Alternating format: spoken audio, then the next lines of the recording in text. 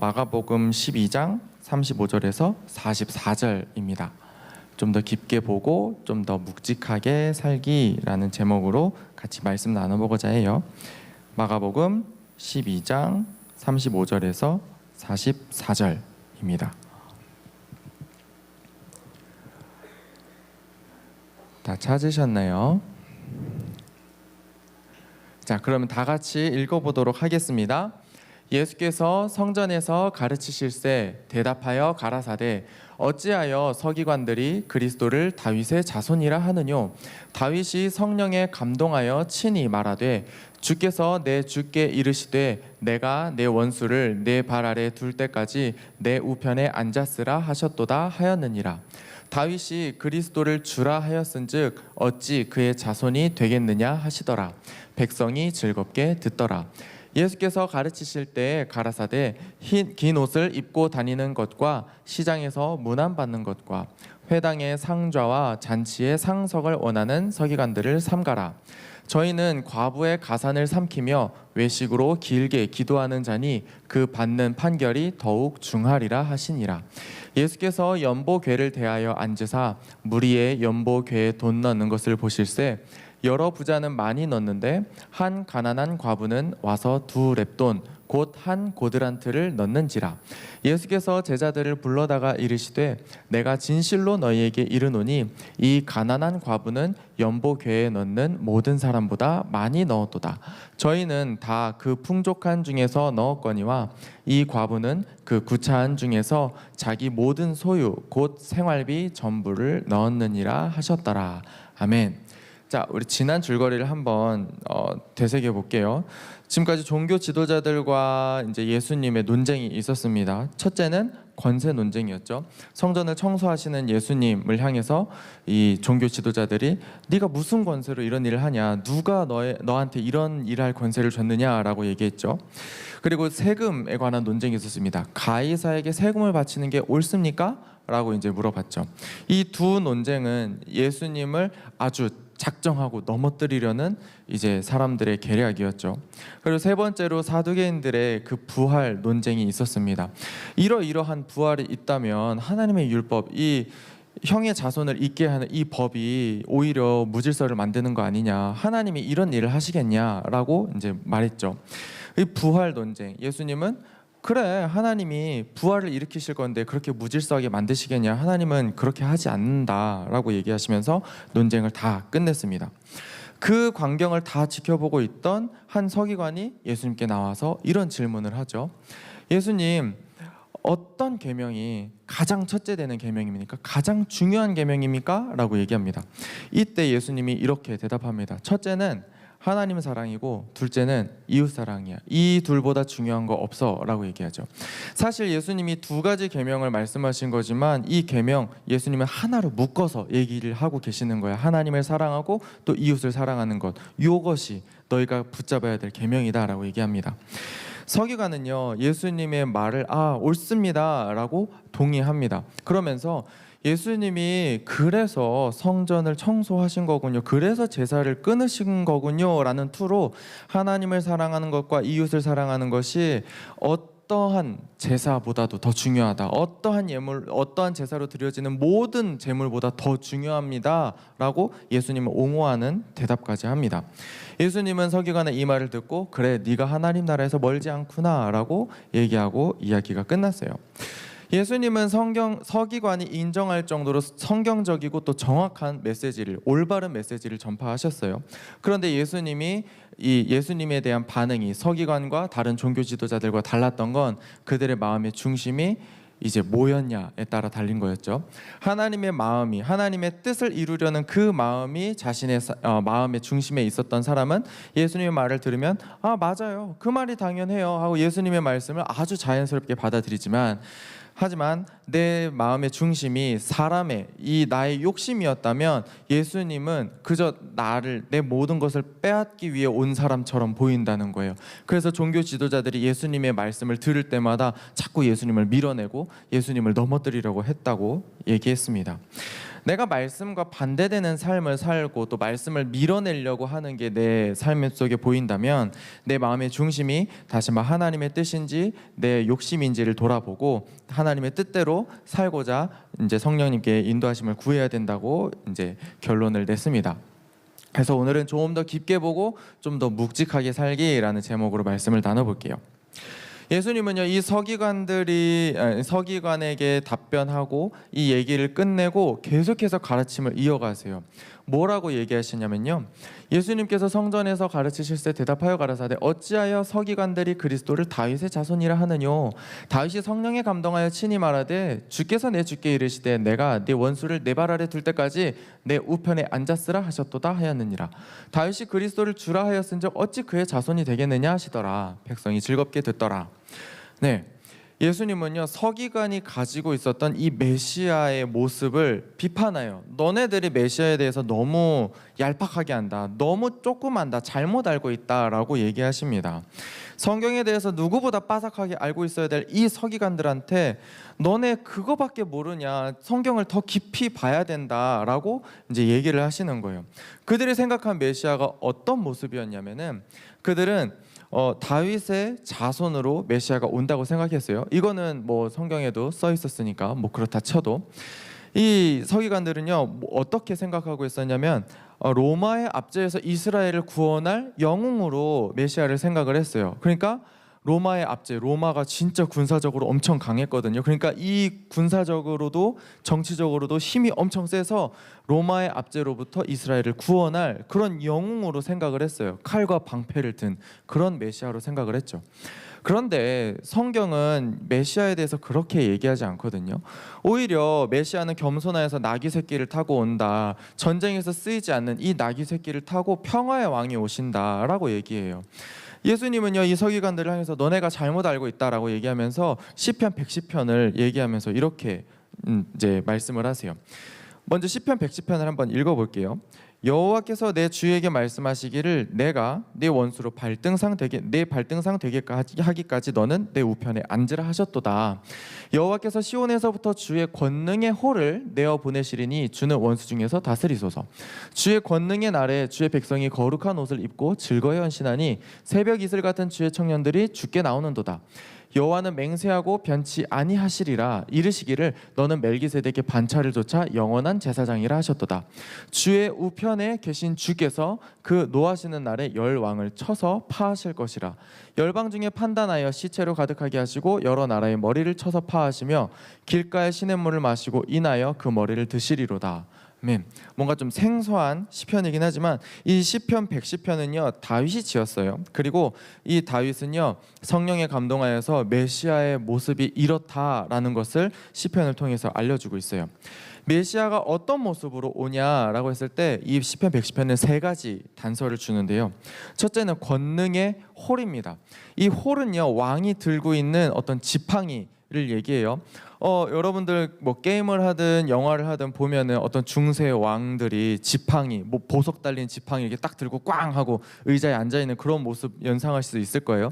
홀이 그걸 말하는데요. 그야말로 이제 메시아는 이스라엘의 왕으로 온다. 이스라엘의 왕으로 온다는 걸 이 권능의 홀이라는 단서를 주고 알려주는데요. 두 번째로는 영원한 제사장으로 온다라고 얘기했어요. 이스라엘의 모든 죄를 가지고 하나님 앞에서 죄를 용서받는 그 제사장의 역할로 메시아는 올 거다라고 얘기하고 있습니다. 그리고 세 번째는 예수님이 이 세 번째를 서기관들에게 말을 해주고 싶은 거예요. 이 세 번째는 주의 우편에 앉으신 주라는 단서가 있습니다. 이 주의 우편에 앉는다라는 말은요, 지금 주의 우편에 앉는 주, 이 주랑 주는 다른 존재예요. 첫 번째 나온 주는 하나님을 얘기하고요, 주의 우편에 앉으신 주는 메시아를 얘기해요. 그러니까 이 메시아는요 하나님과 동등한 권세를 가져서 하나님의 우편에 앉으시는 그런 분이다라고 다윗은 얘기하는 거예요. 여러분들 사람 중에 하나님과 동등된 권세를 가진 사람이 있을까요? 하나님과 동등한 권세를 가진 사람이 있을까요? 없어요. 절대 없어요. 그 세상 어떤 왕도, 어떤 뭐 제국주의 왕도요, 제왕도 이 하나님의 권세 동등할 그 비교할 만할 가치가 없어요. 하나님은 그야말로 그냥 넘사벽인 권세를 가지신 분인데 우리가 아는 그 딱 한 사람 말고 그 딱 한 분 말고 하나님과 동등한 권세를 가지신 분은 이 세상에 없죠. 누구냐면 바로 예수님입니다.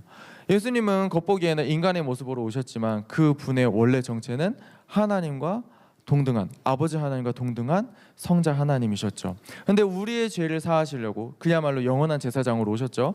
우리의 죄를 사하시려고 모든 권세 내려놓으시고 인간의 모습으로 오셔서 우리의 모든 죄를 다 뒤집어 쓰고 이제 하나님 앞에서 우리의 모든 죄를 용서하셨어요. 성령님은 다윗에게 감동을 주셔서 다윗이 예수님을 만나보지 않았어요. 하지만 다윗은요, 성령의 감동하심으로 메시아가 어떤 분이다라는 것을 이제 받고 이제 시편 110편을 쓴 겁니다. 그래서 다윗도요 이렇게 말할 때요 메시아한테요 함부로 대하지 않았어요. 뭐 자신보다 훨씬 나이도 어리고 어쩌면 아직 태어나지도 않아서 먼 후손뻘 되는 이 메시아한테 다윗이 뭐라고 하냐면 주님이라고 얘기해요. 다윗이 주님이라고 얘기하는 사람은 딱 한 분밖에 없었어요. 바로 하나님밖에 없었는데 다윗은요 하나님께 쓰던 그 주님이라는 호칭을 누구한테 쓰냐면 아직 태어나지도 않은 정말 아주 먼 후손뻘 되는 그 메시아한테 주님이라고 얘기하는 거예요. 당대 최고의 권력을 가진 이 다윗이요 누구한테 주님이라고 하겠어요? 하나님 한 분밖에 주님이라고 안 하겠죠. 근데 자기보다 더 높은 권세를 가지고 더 큰 권세를 가지고 메시아가 올 거다라고 이제 다윗이 알았기 때문에 다윗은요 메시아를 주님이라고 얘기하는 겁니다. 예수님은요 이 시편 110편을 언급하시면서 서기관들은 특히 이렇게 얘기하시는 거예요. 만약에 메시아가 다윗의 자손으로 온다면, 만약에 다윗의 자손이 메시아가 된다면 다윗이 이 다윗의 자손한테, 자기 자손한테, 메시아한테 주님이라고 하겠냐? 막말로 오고오고 내 새끼 잘한다 이렇게 얘기하지 않겠냐? 자기 후손인데. 그런데 다윗은 메시아한테 주라고 한다. 그러면 어떻게 메시아가 다윗의 자손이라고만 생각을 할 수 있겠느냐? 그게 말이 된다고 생각하니 너네? 라고 얘기하는 거예요. 이 예수님의 논리를 들은 이제 백성들은요 아주 그냥 깨소금이다 이러면서 이제 즐겁게 들었대요. 왜냐하면 백성들도 서기관이 이미 자기의 사명을 잃어버리고 자기의 욕심대로 사는 사람들인 걸 알았기 때문이었죠.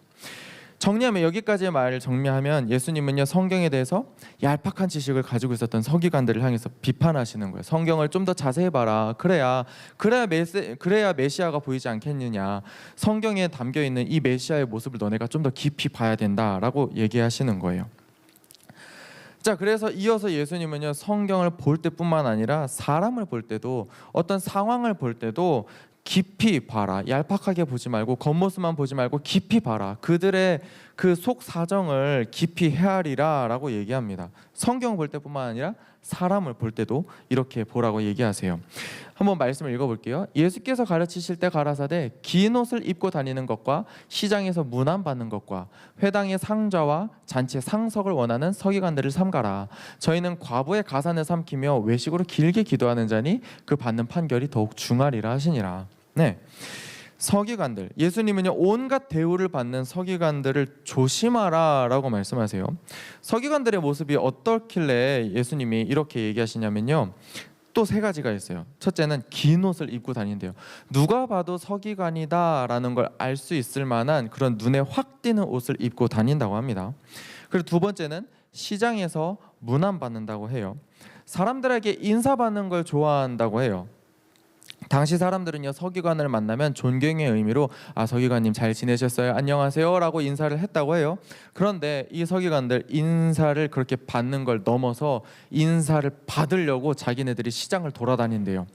이 서기관들 회당에서 일하고 또 회당에서 하나님의 말씀을 해석하고 이러면 회당에서 사람들의 존경을 받아 마땅해요. 그런데 이 사람들 그것을 넘어서 자신이 관심을 받고 싶어하는 거죠. 인사받고 싶어하니까 어디까지 나가냐면 시장에까지 나가는 거예요. 사람들이 그냥 두루 다니는, 정말 사람들이 왔다 갔다 하는 그곳에 가가지고 인사받는 걸 좋아한대요. 이 서기관들 나타날 때마다 서기관님 안녕하세요, 서기관님 안녕하세요 라고 그 모습을 원했대요. 서기관들은 그야말로 좀 심하게 말하면 관종인 거죠. 그냥 인사받고 싶어하면서 막 돌아다니는 겁니다.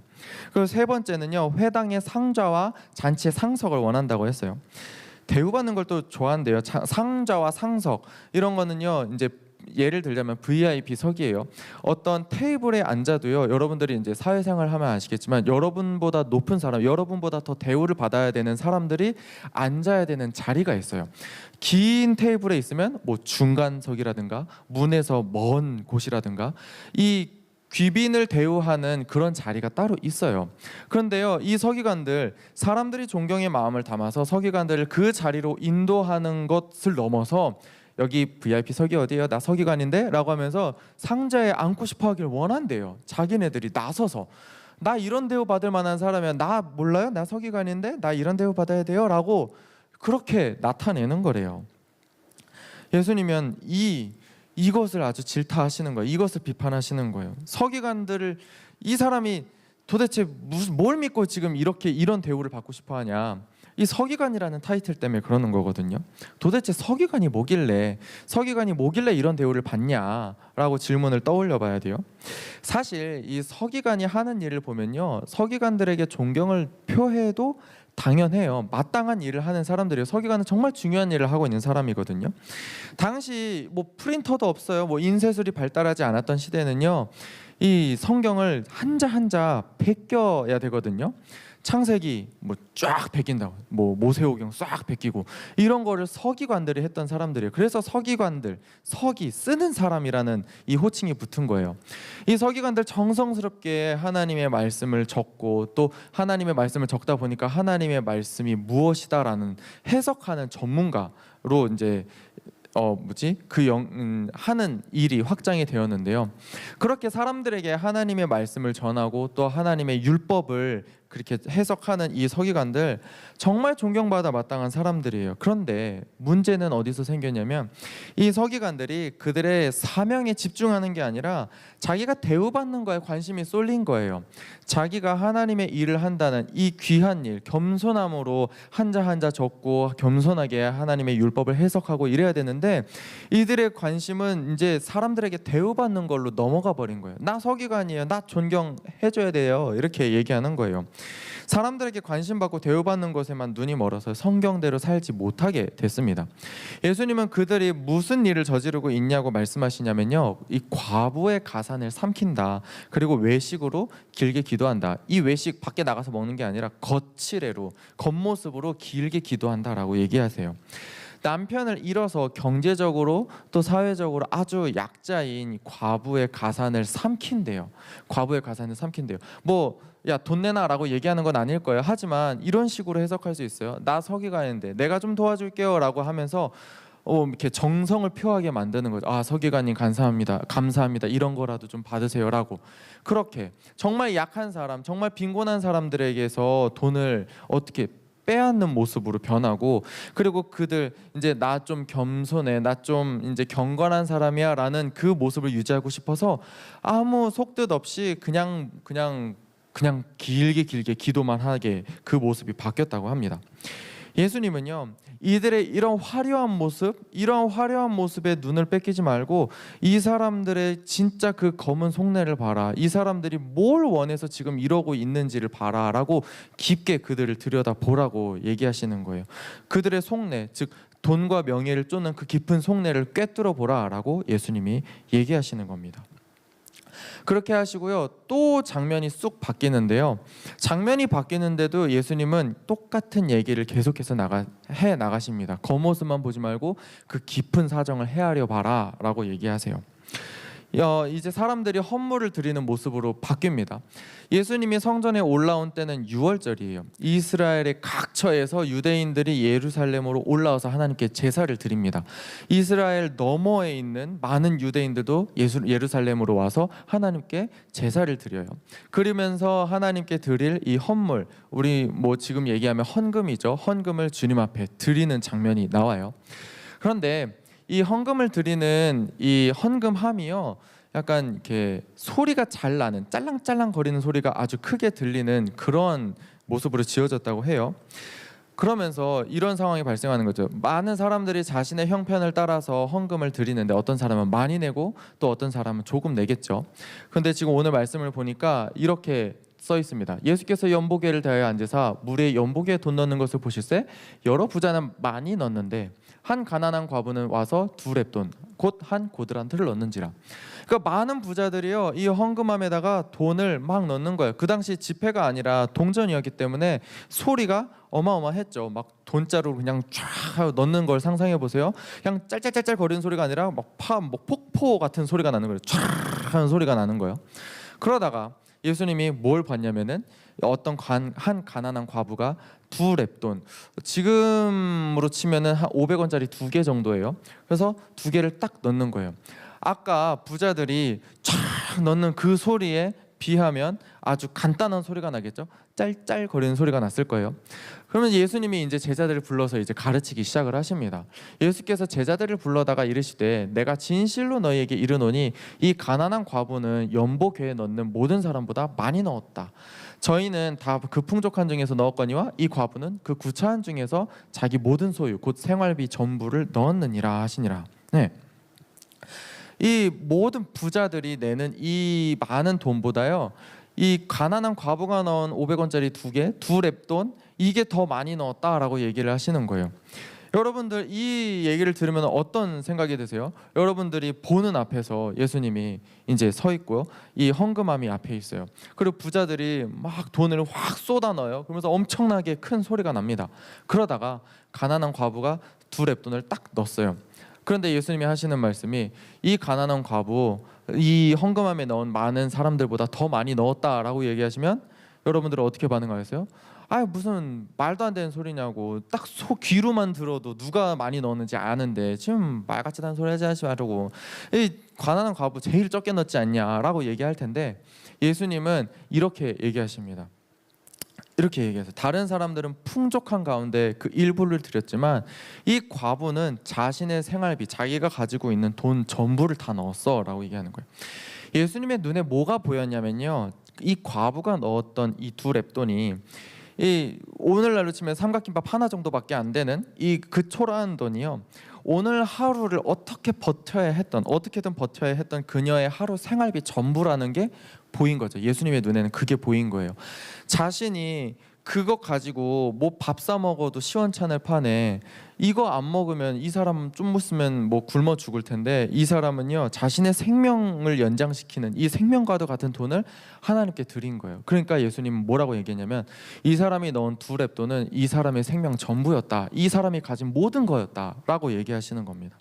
겉보기에는 누가 봐도 부자들이 넣은 헌금이 제일 많았지만 예수님은 그 제자들에게 그 너머의 것을 보기를 원하셨어요. 그 겉보기로 아주 가벼운 소리 나는 그 짤랑짤랑 거리는 그 두 렙돈이었지만 예수님은 그 가난한 과부가 넣은 두 렙돈에서 이 과부가 자신의 생명을 하나님께 바치는 그걸 보신 겁니다.